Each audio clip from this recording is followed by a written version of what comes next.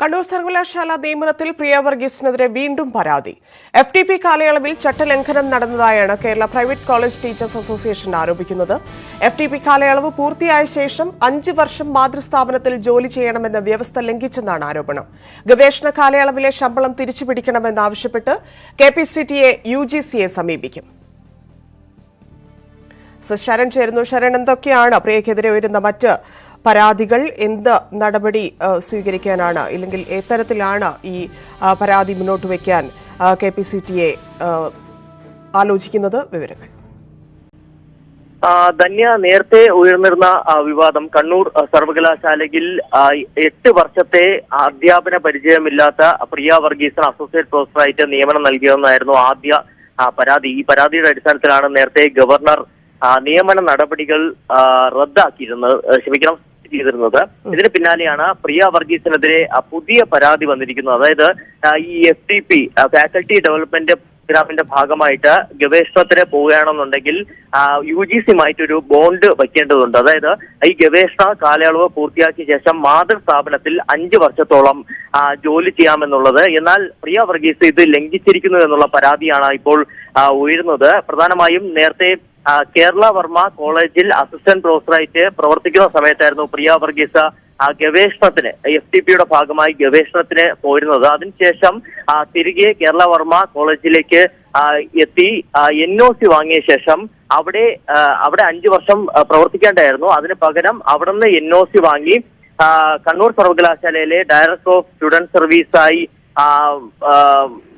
നിയമനം നേടുകയും പിന്നീട് ഭാഷാ ഇൻസ്റ്റിറ്റ്യൂട്ടിലെ അസിസ്റ്റന്റ് ഡയറക്ടറായിട്ട് പ്രവർത്തിക്കുകയാണ് ചെയ്തിരിക്കുന്നത്. അതായത് നേരത്തെ കേരള വർമ്മ കോളേജിൽ ഗവേഷണ കാലയളവ് പൂർത്തിയാക്കിയ ശേഷം 5 വർഷം പ്രവർത്തിക്കേണ്ടായിരുന്നു. ഇത് ലംഘിച്ചു എന്നുള്ളതാണ് UGCയോട് KPCTA ചൂണ്ടിക്കാട്ടാൻ ഒരുങ്ങുന്നത്. പ്രധാനമായും പ്രിയ വർഗീസ് ഗവേഷണ കാലയളവിൽ പ്രിയ വർഗീസിന് ലഭിച്ച 15 ലക്ഷത്തോളം രൂപ, 25 ലക്ഷത്തോളം രൂപ അത് തിരിച്ചു പിടിക്കണമെന്നുള്ള പരാതിയുമായിട്ടാണ് KPCTA UGCയെ സമീപിക്കാൻ ഒരുങ്ങുന്നത്.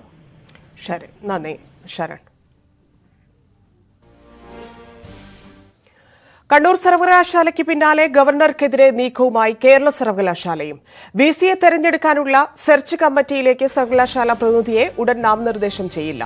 ഏകപക്ഷീയമായി സെർച്ച് കമ്മിറ്റി രൂപീകരിച്ചതിൽ ഗവർണർക്കെതിരെ പ്രമേയം കൊണ്ടുവരുന്നതും നിയമ നടപടിയും സ്വീകരിക്കുന്നതും സർവകലാശാലയുടെ പരിഗണനയിലുണ്ട്. ശരൺ വീണ്ടും ചേരുകയാണ്. ശരൺ, കൂടുതൽ വിശദാംശങ്ങൾ.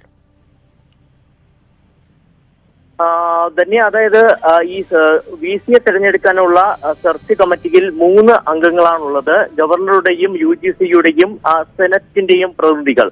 എന്നാൽ ഗവർണർ നേരത്തെ ചെയ്തിരുന്നത് ഗവർണറുടെയും UGCയുടെയും പ്രതിനിധികളെ മാത്രം ഉൾപ്പെടുത്തി ഈ സെർച്ച് കമ്മിറ്റി രൂപീകരിക്കുകയായിരുന്നു. ഇതാണ് കേരള സർവകലാശാലയെ വലിയ രീതിയിൽ പ്രകോപിപ്പിച്ചിരിക്കുന്നത്. നേരത്തെ സംസ്ഥാന സർക്കാർ ചാൻസലർ നിലയിലുള്ള ഗവർണറുടെ അധികാരം വെട്ടിക്കുറയ്ക്കാനുള്ള നിയമ ഭേദഗതിയിലേക്ക് നീങ്ങുന്ന സമയത്തായിരുന്നു ഗവർണർ ഇത്തരത്തിൽ ഈ ഗവർണറുടെയും UGC പ്രതിനിധിയെയും മാത്രം ഉൾപ്പെടുത്തി സെർച്ച് കമ്മിറ്റി രൂപീകരിച്ചിരിക്കുന്നത്. ഏതായാലും ഇത് നിയമവിരുദ്ധം, ഗവർണറുടെ ഈ ഏകപക്ഷീയമായ നടപടി നിയമവിരുദ്ധം എന്നുള്ളതാണ് കേരള സർവകലാശാല വിലയിരുത്തുന്നത്.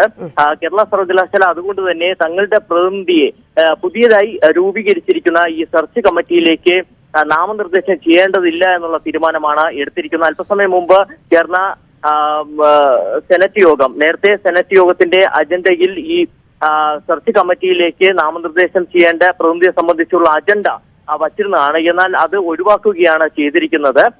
ഗവർണർക്ക് അതേ രീതിയിൽ ഗവർണർ ഏകപക്ഷീയമായിട്ട് സെർച്ച് കമ്മിറ്റി രൂപീകരിച്ചതിന് സർവകലാശാല നൽകുന്ന മറുപടി ഇതാണ്. അതായത് തങ്ങളുടെ പ്രതിനിധിയെ നാമനിർദ്ദേശം ചെയ്യുന്നില്ല എന്നുള്ള കാര്യം. നമുക്കറിയാം 3 മാസത്തേക്കാണ് സെർച്ച് കമ്മിറ്റിയുടെ കാലാവധി.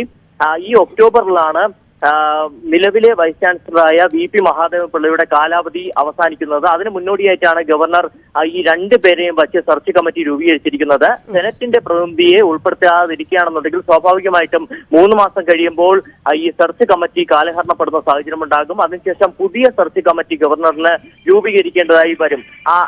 ഈ ഒരു സാഹചര്യത്തിലാണ് ഇപ്പോൾ സർവകലാശാല തന്നെ ഗവർണറുടെ വിമർശനം ഉന്നയിച്ചുകൊണ്ട് തങ്ങളുടെ പ്രതിനിധിയെ നാമനിർദ്ദേശം ചെയ്യേണ്ടതില്ല എന്ന തീരുമാനത്തിലേക്ക് എത്തിയിരിക്കുന്നത്. മറ്റൊരു പ്രധാനപ്പെട്ട കാര്യം, നേരത്തെ ഇത്തരത്തിൽ ഗവർണർ ഏകപക്ഷീയമായ നടപടി സ്വീകരിച്ചതിന് പിന്നാലെ ഗവർണർക്കെതിരെ നിയമ നടപടി സ്വീകരിക്കുന്നതും സെനറ്റിൽ പ്രമേയം പാസാക്കുന്നതും സർവകലാശാല ആലോചിച്ചിരുന്നതാണ്. എന്നാൽ അത്തരത്തിലൊരു നീക്കം വേണ്ട എന്നുള്ള നിലപാടാണ് കേരള VC സ്വീകരിച്ചിരിക്കുന്നത്. കേരള VC സെനറ്റ് യോഗത്തെ അറിയിച്ചിരിക്കുന്നത് അത്തരത്തിൽ ഗവർണർക്കെതിരെ പ്രമേയം പാസാക്കുന്നത് ഗവർണർ കേരള VC നേരിട്ട് ഏറ്റുമുട്ടലിലേക്ക് അല്ലെങ്കിൽ വലിയ പോരിലേക്ക് പോകുന്ന സാഹചര്യം ഉണ്ടാകും. അതുകൊണ്ട് തന്നെ അത് ഒഴിവാക്കണമെന്നുള്ള ഒരു ആവശ്യമാണ് കേരള VC മുന്നോട്ട് വച്ചിരിക്കുന്നത്. നമുക്കറിയാം നേരത്തെ ഈ രാഷ്ട്രപതിയുടെ ഡീലിറ്റ് ശുപാർശയുമായി ബന്ധപ്പെട്ട് വിവാദത്തിൽ വലിയ രീതിയിലുള്ള പോര് കേരള VCയും ഗവർണറും തമ്മിൽ ഉണ്ടാകുന്ന സാഹചര്യം ഉണ്ടായിരുന്നു. അതുകൊണ്ട് തന്നെ വീണ്ടും ഒരു കേരള VC ഗവർണർ പോര് കേരള VC താല്പര്യപ്പെടുന്നില്ല. അതുകൊണ്ട് തന്നെ അത്തരത്തിലൊരു പോര് ഒഴിവാക്കണം. അതിന്റെ ഭാഗമായി ഈ പ്രമേയം ഈ സെനറ്റ് യോഗത്തിൽ അവതരിപ്പിക്കേണ്ടതില്ല എന്നുള്ള നിലപാടിലേക്കാണ് കേരള VC എത്തിയിരിക്കുന്നത്. ശരി, നന്ദി ശരൺ.